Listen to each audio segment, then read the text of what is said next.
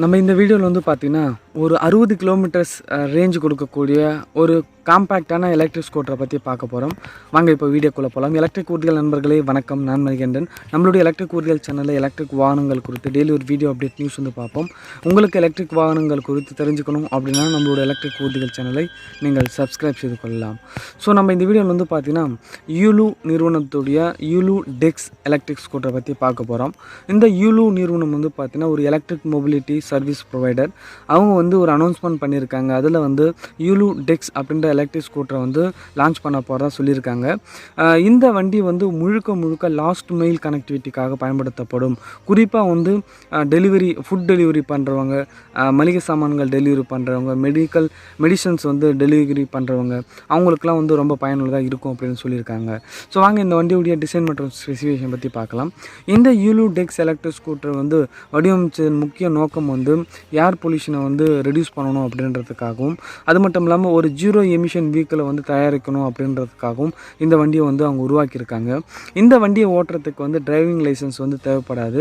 இந்த வண்டி பார்த்திங்கன்னா கிட்டத்தட்ட ஒரு 12 கிலோகிராம்ஸ் வரைக்கும் லக்கேஜ் கேரிங் கெப்பாசிட்டி வந்து இந்த வண்டிக்கு இருக்குது.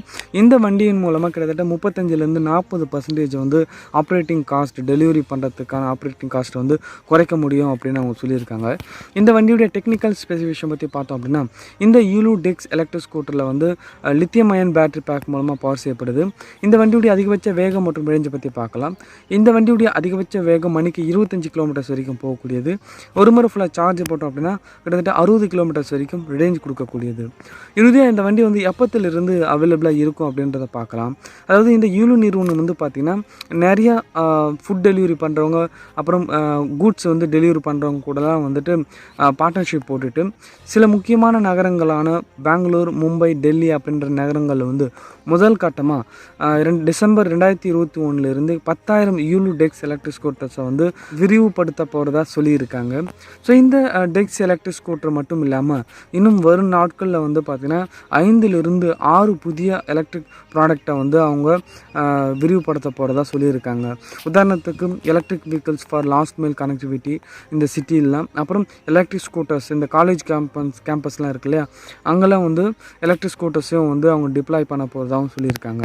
ஸோ நீங்கள் இந்த யூலு டெக்ஸ் எலக்ட்ரிக் ஸ்கூட்டரை பற்றி என்ன நினைக்கிறீங்க அப்படின்றது கமெண்ட்டில் சொல்லுங்கள். இந்த மாதிரி எலக்ட்ரிக் வாகனங்கள் குறித்து தெரிஞ்சுக்கணும் அப்படின்னா நம்மளுடைய எலக்ட்ரிக் ஊர்திகள் சேனலை நீங்கள் சப்ஸ்கிரைப் செய்து கொள்ளுங்கள். மறுபடியும் அடுத்த ஒரு வீடியோவில் பார்க்கலாம். நன்றி.